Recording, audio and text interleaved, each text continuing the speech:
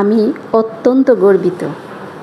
কবি এম.এ. কালাম ওনার প্রথম প্রকাশিত কাব্যগ্রন্থ বিতৃষ্ণা জীবন এর এক কপি আমাকে উপহার দিয়ে কৃতজ্ঞতা পাশে আবদ্ধ করেছেন।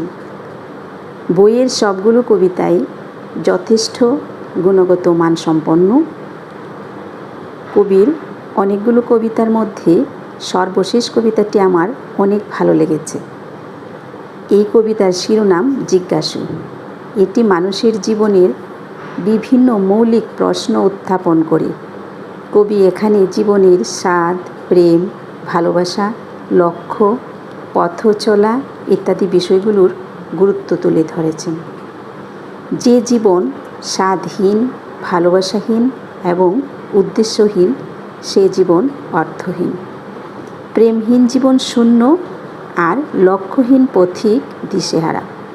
কবি প্রশ্নের মাধ্যমে বোঝাতে চান সত্যিকারের জীবন তখনই পূর্ণতা পায় যখন তা ভালোবাসা, অভিজ্ঞতা ও সঠিক পথে চলার দ্বারা সমৃদ্ধ হয়।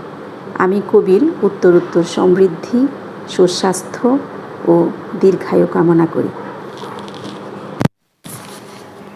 কবিতার নাম জিজ্ঞাসু, লিখেছেন কবি এম.এ. কালাম। যার স্বাদ নেই, গন্ধ নেই, নিঘুণাবের সুঘ্রাণ নেই, তার তেমন কি মূল্য?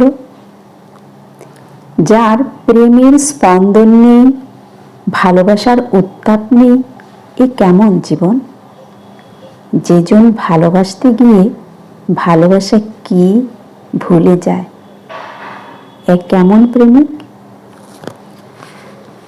যার চাওয়া নেই, পাওয়া নেই, জীবনের চঞ্চলতা নেই, এ কেমন পথিক?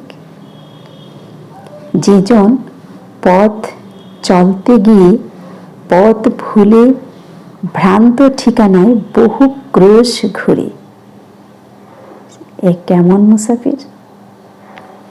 কেমন লাগলো কবিতাটি? নিশ্চয়ই ভালো লেগেছে।